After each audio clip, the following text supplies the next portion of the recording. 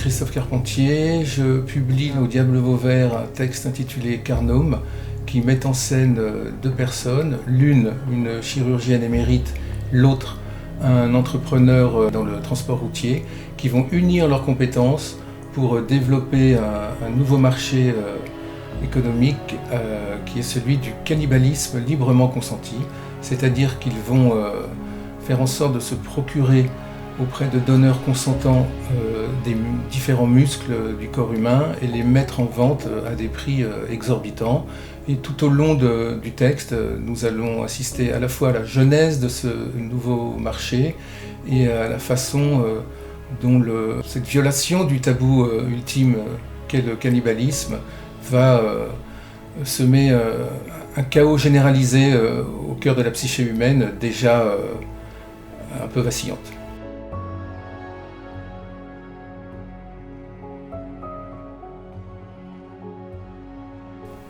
Alors j'avais déjà abordé la question du cannibalisme dans des textes précédents, notamment Chaosmos paru aux éditions POL, mais je l'avais fait de façon un petit peu caricaturale, c'est-à-dire je mettais en scène deux frères qui s'appelaient les Cookers of Hell et qui cuisinaient des parties de corps humain, mais voilà, c'était des cinglés et en fait je me suis dit qu'il était temps d'aborder le cannibalisme sous un prisme beaucoup plus logique et beaucoup plus serein en fait, dénué de toute caricature. Et en fait ce projet s'inscrit dans un projet un peu plus vaste que j'ai appelé le théâtre de la plausibilité, c'est-à-dire d'intégrer les codes de l'imaginaire dans une forme théâtrale, c'est-à-dire de roman dialogué, mais avec comme fil conducteur la plausibilité, c'est-à-dire conduire le lecteur à accepter les situations pourtant extrêmes, voire insupportables, que le texte lui propose. Et en fait, je me suis dit que le cannibalisme, tel que je le mets en scène dans ce texte, allait jouer parfaitement ce rôle subversif, à condition, justement, voilà, de le rendre plausible. Et c'est ce que j'ai tenté de faire, et j'espère avoir réussi cet objectif qui n'était pas évident, puisque c'est pas évident de sortir le cannibalisme des a priori psychopathiques dans lesquels il évolue habituellement, autant dans l'actualité que dans la fiction.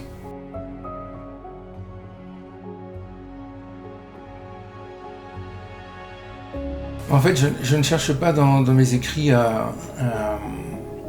orienter le lecteur vers une forme de morale. Je pense que c'est pas le rôle de l'auteur. Vraiment, c'était un défi personnel, un défi littéraire, que de créer une sorte de cannibalisme financier, de cannibalisme économique très cynique, mais qui allait mettre en évidence à quel point notre société est tout de même vampirique à la base, que ce soit dans la guerre des classes sociales, à plein de niveaux. Et en fait, le cannibalisme présent dans Carnome est un peu le reflet, mais sans moraliser le propos, hein, mais est un peu le reflet du vampirisme de notre société qui passe tout à fait quasiment inaperçu pour beaucoup. Et voilà, donc ça rejoint un petit peu le côté serein, clinique du cannibalisme de Carnome rejoint le côté également clinique du vampirisme de nos sociétés modernes.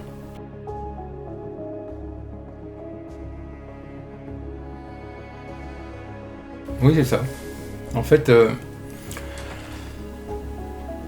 la particularité du cannibalisme tel qu'il est mis en scène dans Carnome, c'est que c'est un cannibalisme librement consenti. C'est-à-dire qu'aucune violence n'est exercée sur les donneurs, aucune violence n'est exercée sur les mangeurs, du moins à la base, c'est-à-dire dans la création du marché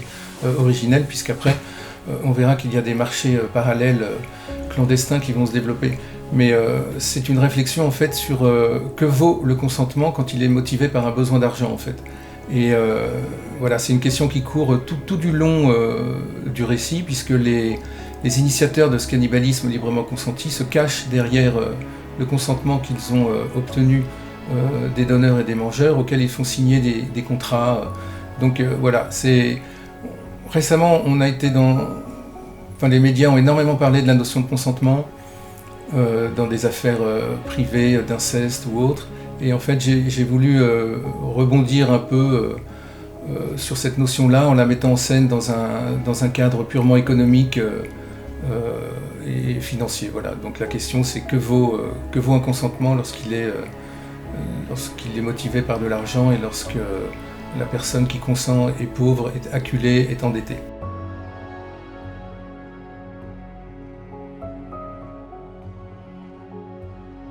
Donc n'ayant pas moi-même, bien évidemment, je vous rassure, consommé de la chair humaine, j'ai dû inventer en fait ce que ça allait provoquer sur le métabolisme des consommateurs, et c'est pour ça que j'ai inventé cette notion de saveur intellectuelle et métaphysique de la viande humaine qui provoque chez le consommateur un shoot tel qu'il plonge dans une addiction dont il peinera en fait, dont il n'arrivera pas d'ailleurs à sortir, d'où un rééquilibrage en fait entre le cynisme des classes sociales aisées qui se procurent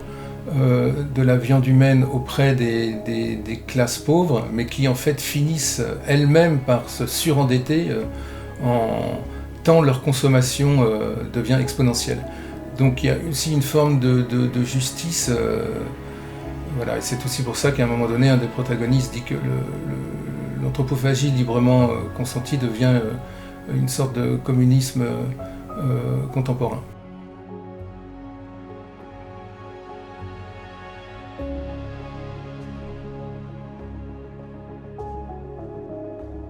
En fait, ce que j'ai voulu faire à travers Carnum, c'était, comme je fais d'ailleurs souvent dans mes écrits, c'est placer le lecteur devant une sorte de miroir, et en fait, devant lequel il doit se dire mais de quel côté je serai en fait. Est-ce que je serai du côté de celui des entrepreneurs qui vendent la viande, ou de celui de ceux qui l'achètent, de ceux qui la consomment, etc. Et en fait, j'ai pas de réponse, mais je sais que j'ai le sentiment d'être tellement parvenu à rendre ce commerce-là plausible que je ne suis pas convaincu d'avoir un jour le ressort moral suffisant pour m'empêcher de consommer un steak de viande humaine si quelqu'un m'en proposait. Je pense qu'on a le droit de se montrer curieux même de ce genre de choses dès lors, et c'est ça le piège du livre, où cette viande aurait été acquise de façon consentie.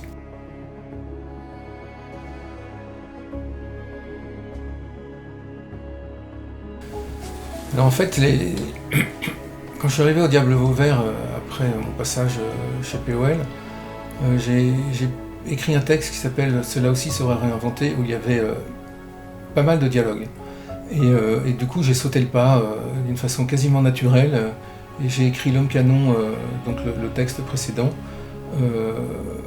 donc entièrement dialogué, sous une forme théâtrale avec la discalie, etc., les scènes, actes, etc., mais sans considérer pour autant que c'était une pièce de théâtre, parce que le champ romanesque était tellement dilaté qu'on était loin des pièces de Tchekhov ou de Vinaver, où la scène opère comme une sorte de rétrécissement en fait, de l'intrigue. Là, en fait, la forme est dialoguée, mais il n'y a pas de limite à la narration, tout peut se produire, il n'y a pas simplement un problème à traiter, voilà. Donc en fait c'est théâtral dans la forme, mais ça ne l'est pas dans le sens où la scène ne joue pas un rôle de corset narratif. Et donc j'ai commencé avec L'Homme Canon, j'ai pris un pied absolu à écrire sous forme dialoguée parce que ça évite les fioritures, ça oblige à ce que les personnages soient d'une intégrité morale, affective et intellectuelle totale. Et du coup, j'ai réitéré, j'en ai parlé à mon éditrice Marion Mazery qui m'a autorisé en fait à publier plusieurs textes sous cette forme-là, et en fait ça se finira à 4. Il y en a un prochain texte qu'on appelle roman dialogué, qui s'appellera Shelter, et un dernier qui s'appellera Kératine. Et là après je tournerai la page en fait du roman dialogué pour revenir au véritable roman, mais j'ai appris énormément de choses sur la nécessité de construire des dialogues pertinents, et qui ne soient pas des dialogues prétextes ou des dialogues décoratifs comme ça se passe souvent dans les romans.